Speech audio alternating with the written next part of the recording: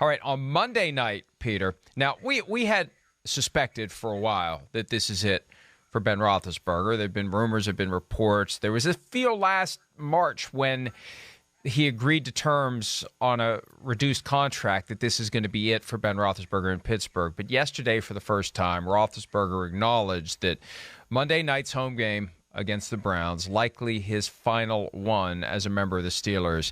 Let's hear directly from Roethlisberger from yesterday. You know what? I don't ever speak in definites or guarantees. That's just not what I've ever done or who I am. But, looking at the bigger picture, I would say that all signs are pointing to this could be it.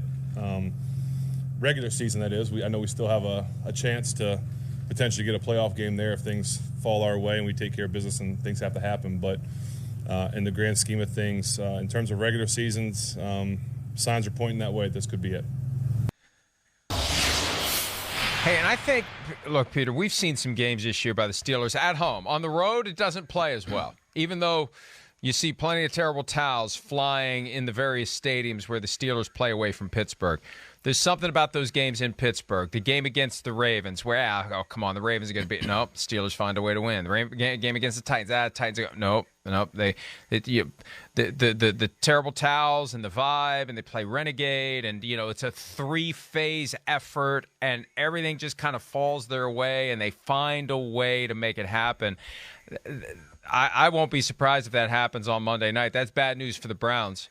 And speaking of past games providing current motivation, there's going to be plenty of guys on that field that want to wipe the taste out of their mouths of what happened to end the 2020 season with a playoff game at home where the Browns came in and destroyed them. And there was a lot of things that went wrong. Everything that could have gone wrong went wrong for the Steelers early in that game, and they spent the whole game trying to catch up and dig out of a deep hole.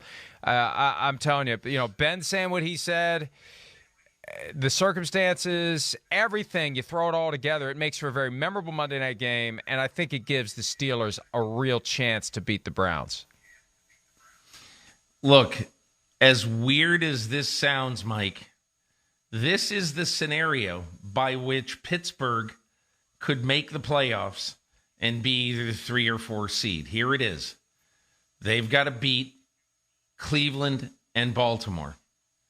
And the Bengals have to lose to Kansas City and then at Cleveland. Now, none of those outcomes are impossible. None.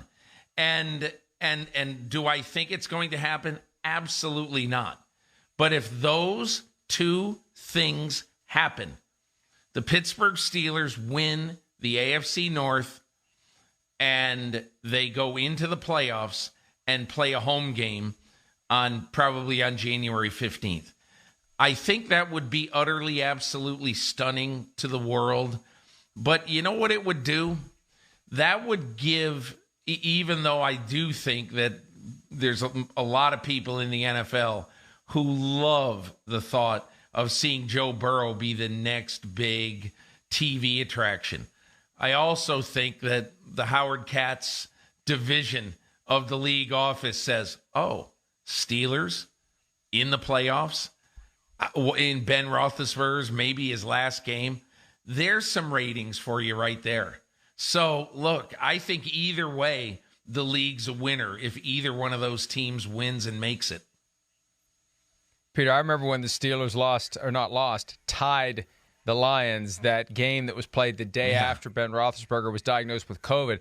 I've been watching that tie in the standings ever since because I've had a gut feeling from the moment it happened that that's going to be the thing that gets the Steelers in by the skin of their teeth, that's the thing that, we got all these different tiebreakers, nothing like a tie to make tiebreakers irrelevant. And here's the problem, though. Let's say they win the division. And the scenario you laid out is not that crazy. We just talked earlier about how the Bengals win 2, lose 2, win 2, lose 2. They're due to lose 2. And the Browns kicked the crap out of them when they got together in Cincinnati earlier this year. And the Browns are going to want to, they're going to be motivated in the final game of the season. All the questions about Baker Mayfield and everything, it's not nuts that it would happen. Here's the problem. the Steelers would potentially pull it together for a home playoff game, and that's how you properly send off Ben Roethlisberger, and something crazy happens, a block punt, a missed field goal, this, that, or the other thing, and they win the game. And then they go on the road and they lose by 50 the following week in the divisional round. That's the problem. Because we saw that 5 days ago in Kansas City. Yeah. Hey, you know, this is crazy. Under my scenario, it's probable that they'd have to go to Kansas City again and get beat by 55 points. And, Mike, the reason why I really don't think this is going to happen, nor does it have much of a chance at all. I mean, how about this stat that I figured out the other day, just nerding out, on the records? The Pittsburgh Steelers, before the last 5 weeks, had never lost to either Cincinnati or Kansas City in the Roethlisberger era by more than 10 points. They got myrtleized by both teams in the last 5 weeks by whatever it was. And, that's why, to me, it's all well and good to say, oh, they got a shot. If this happens, that happens. Of course it could happen. But I just don't see Pittsburgh keeping up the bargain on this one. Hi, I'm Mike Tirico, and thanks for watching. Make sure to hit subscribe for the latest news and highlights from NBC Sports.